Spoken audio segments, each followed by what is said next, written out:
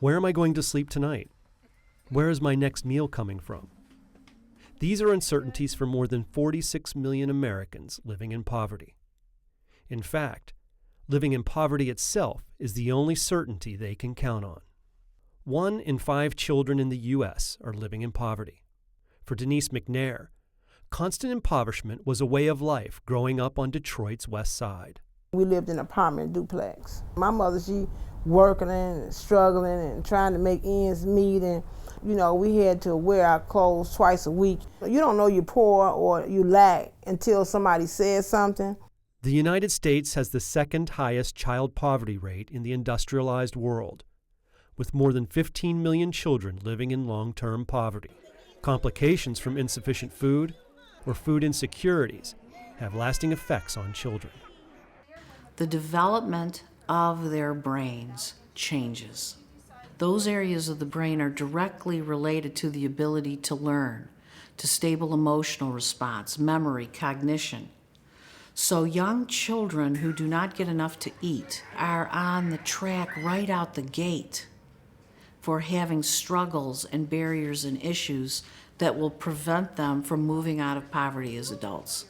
Nobody wants to be poor. It's just that situations and circumstances, things happen. And if we're not properly taught how to deal with the situations, we be introduced to ways to deal with situations. With fading hope, at 16, she would have a child, drop out of school, and turn to drugs and alcohol to mask the pain of being poor and forgotten. She would later be arrested and imprisoned. I had snatched her purse and ran out. And then she called the police, and then they came and got me. Once released, Denise was accepted into a program that has a new way of treating poverty. There is no system of care in this country that frames poverty as a medically based, environmentally based condition.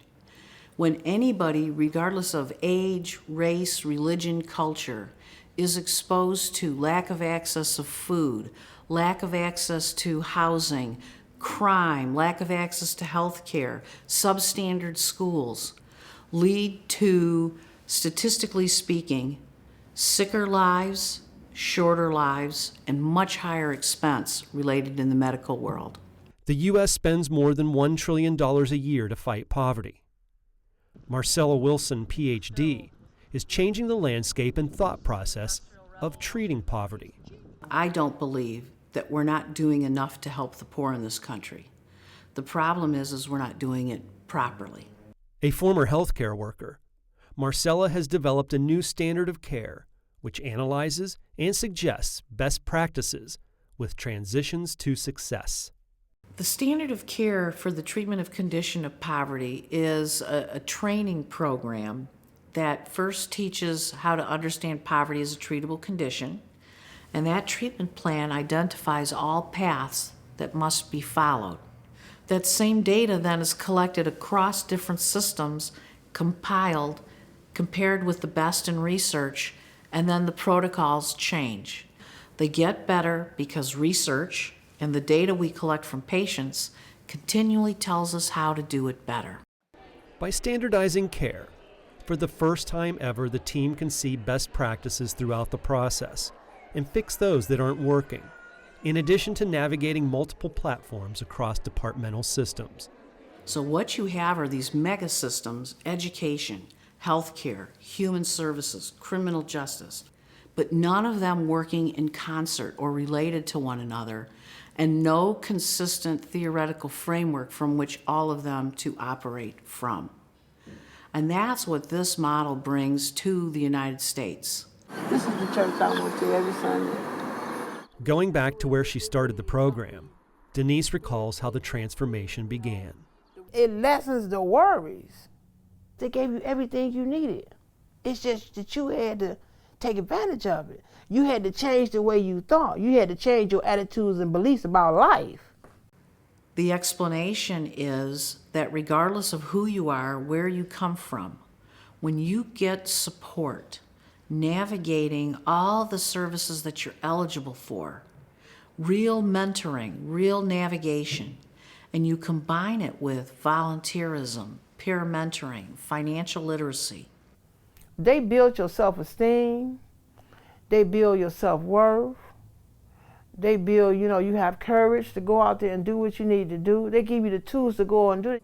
In addition to compiling financial assistance resources available to each individual, self-building, and mapping their dreams, participants also work on occupational skill, building the process preparing them for gainful employment. They got the job training. She built us up for the interviews. I knew what to say. I knew how to dress. I knew that my dress was in order. I knew my response was going to be in order. They're employed and they're a contributing member of society and they're paying their child support and they're paying their taxes. This has potential to have profound return on investment. The program has become a nationwide success, gaining the attention of the Center for Disease Control and recognized as a Clinton Global Initiative.